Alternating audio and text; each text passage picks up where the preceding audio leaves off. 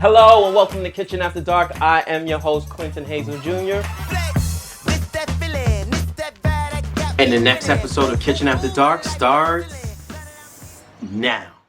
Who creates these standards? Who's responsible? Because in the show, I talked about America's Top Model in the clip.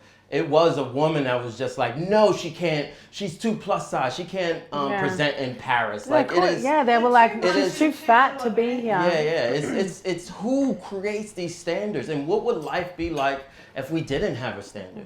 But in all honesty, it's capitalism. Mm-hmm. So people benefit from diet culture because people spend so much money on diet products. Billions of dollars. The The fitness industry. 96% of diets fail. Mm-hmm. So, but when you create this toxic cycle of I must lose weight and then you gain the weight back, people spend more money on more extreme measures to lose weight. We feed on people's insecurities. Exactly right. But also it's multifaceted. So you've got the media, like mainstream media, because they portray these bodies that are unrealistic to the majority of people. Yeah.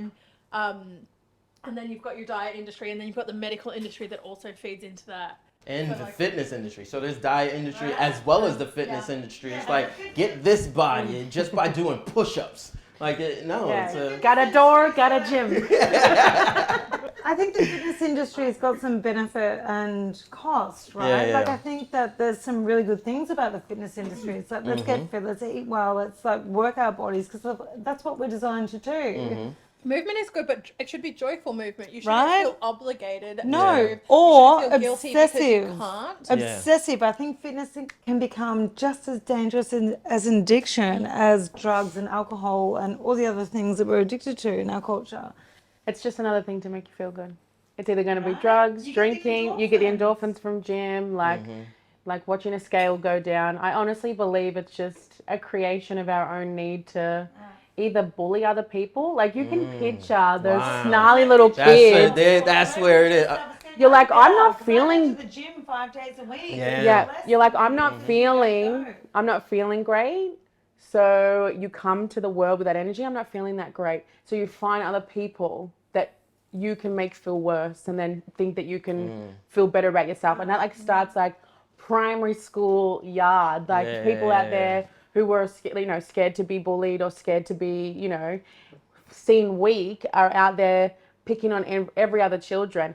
And then those little boys and girls find their way up the ladder in like corporate worlds and continue to behave in the same way. So it's the bullies. It's the bullies that are creating this standard. Yeah. They're the ones that are like, so I mean, the simple answer is patriarchy, but there's also, it's people who benefit from this from all different angles. I agree, but also I feel good that victims too. Yeah. I feel good knowing that my bullies are still stuck in the same town that I grew up in. I'm here now, bitches. What are you doing? You peaked tonight. I'm peaking now. I'm peaking now. You done peaked in high school. What? So sad. I think the bullies are victims as well. Like essentially, they're victims of social norms. And if we're looking like deeply at social norms and where the beauty standard comes from, it's not from the bullies. It's from the media and all of those organizations that benefit from. I think when you say the media, it's run by people. Like the institutions are run by people, men and women. Those are people that are at the top of the capitalist society and the patriarchy that like benefit from those. But you have women that are head of magazines, head of production, and saying, okay, these are the people that I think are gonna. Do they think it, or are they thinking it because that's what they're taught, what they're thought? So I'll give you an example. Black Panther, the movie Black Panther. For the most part, nobody thought that this would be if not one of the top selling Marvel movies of all time. Like which says a lot, because they say black doesn't sell. Black doesn't sell internationally. Will Smith, who's in drama now, but he's famously said he's gone to executives and they say black doesn't sell. There's a standard that is put out there that says this is what it's supposed to be. And then when we break that standard, they say it's an exception. But there's so many examples of the exception doing so well. So why can't we do that with different bodies? It doesn't pay money. But it does. It shows. It shows. So like historically, plus size was always, well, not always celebrated, but plus size was celebrated. You know, being plus size means that you have childbearing hips. Right, and like, you're wealthy. You've yeah, got access exactly, to like, you've food got and access to food. nourishment. And then the Industrial Revolution happened. And before the Industrial Revolution, all of your clothes were made custom. But then the Industrial Revolution happened and all of your clothes were made in a factory. So there were set sizes. And so you were forced to fit into one of those sizes. And when you didn't, then there was a problem. Yeah. So it started there. Like, started back in the day when the patriarchy started. No. But no, it did start with the Industrial Revolution, and like particularly where fashion and size is concerned. Because before then, everything was made custom. And I mean, I feel like we all just need custom ball gowns. No. So- If you follow it even further back, like you go further back into history, and like voluptuous women with all the childbearing hips and the giant saggy boobs were the goddesses. You know, and I've lived in developing countries where they have no access to media, no access to like they're not allowed to have billboards of skinny women or any women whatsoever, and they see women of larger size with voluptuous everything as being the goddesses of money, wealth, fertility, all the things. I also think that it's very rooted in racism because you get your people of color, and women of color have more curves. They're genetically curvier. They have bigger asses. They have bigger boobs, and like that is it's white society being like we need to be different. You know, you're applying a different beauty standard to people. Yeah. It's like the BMI, for example. So you go to a doctor, and the doctor says, "But your BMI is too high." Yeah. But the BMI is racist. Yeah. It's sexist. It's always So, shown. like, your BMI control group when it started was mostly Men. thin white men. Yep. Right. It didn't account for genetics. It didn't account for ethnicity. It didn't account for But gender. Yeah. But it's still the standard that we hold Now, to. In 2020. Yeah. Have you ever been fetishized for your size or for your hair color? Oh my God, Was, off of being fetishized. Yeah, nothing to do with my plus size-ness. just Only me my as a cute person. feet with a high arch. We charge extra for things. No, I've been fetishized for being a redhead.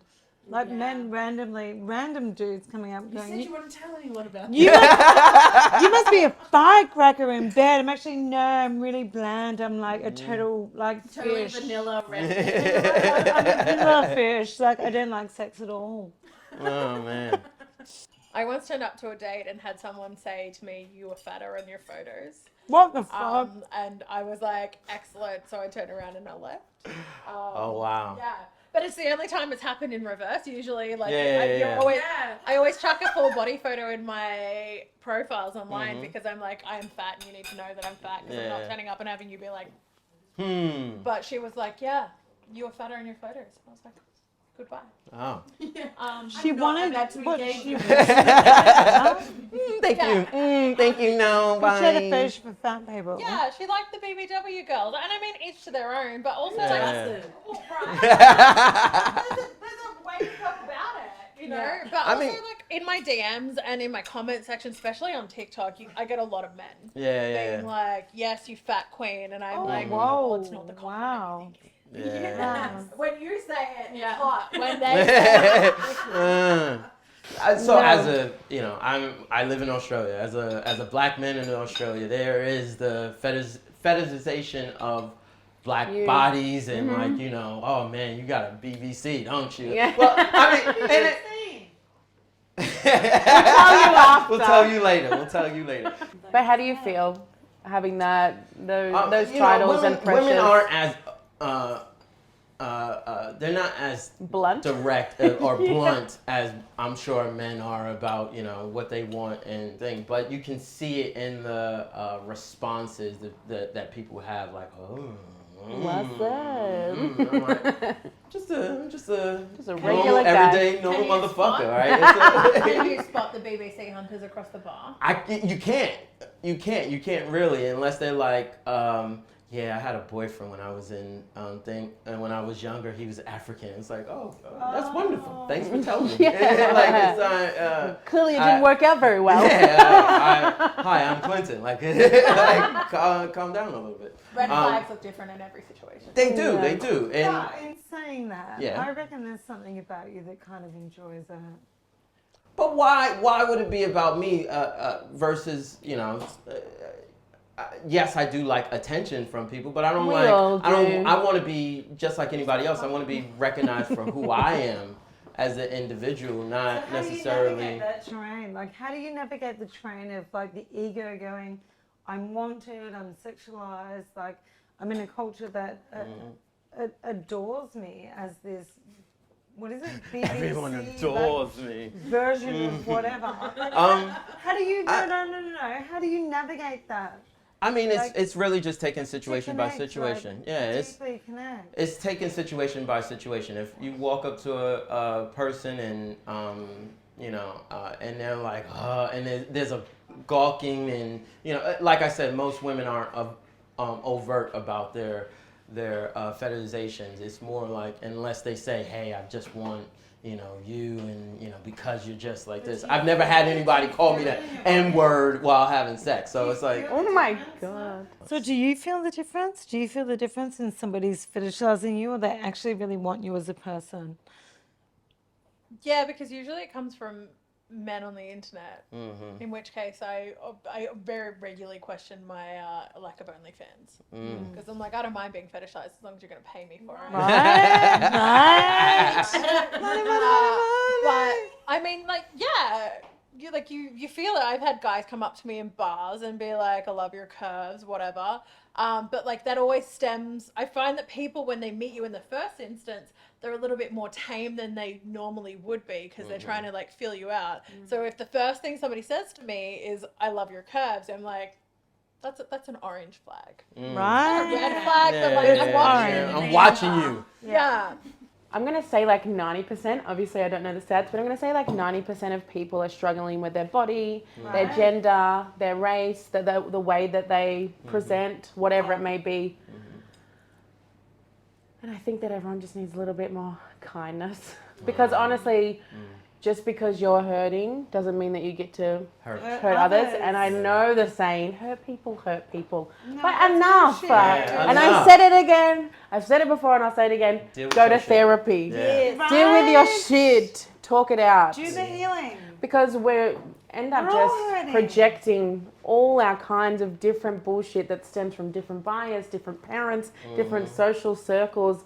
And by the end of it, it's like, I have so many issues with so many people just based on what I've learned in my life that I'm trying to unlearn. I think that body positivity is a space for all people. I genuinely do, but I think it's important to remember that when you are entering the body positive space, that it was a space created by fat black women so that they could have better rights and medical bias, which is not happening. Equal rights. And not equality. better rights, like equal rights. So to even everyone myself, else.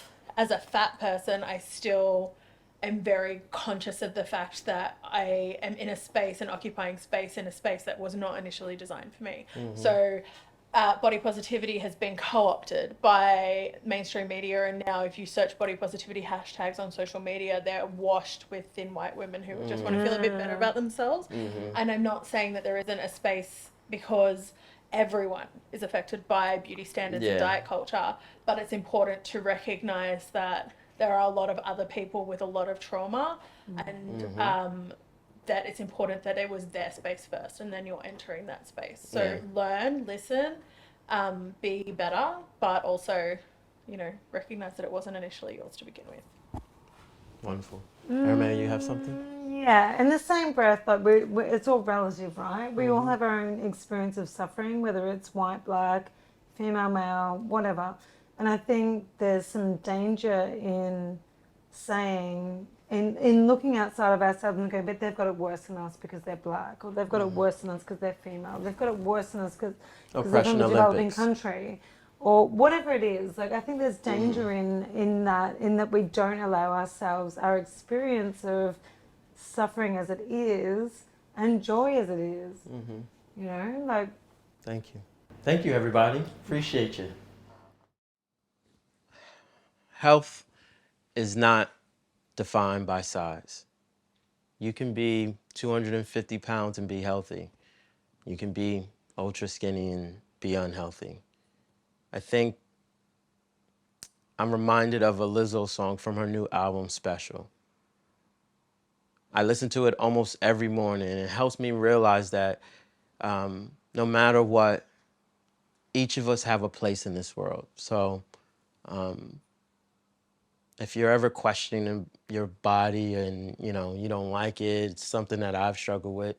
The thing that I do is I practice self-esteem. I practice every morning saying nice things to myself and making myself feel better. And I think we should all do that. So cheers, have a great night, and I'll see you next time.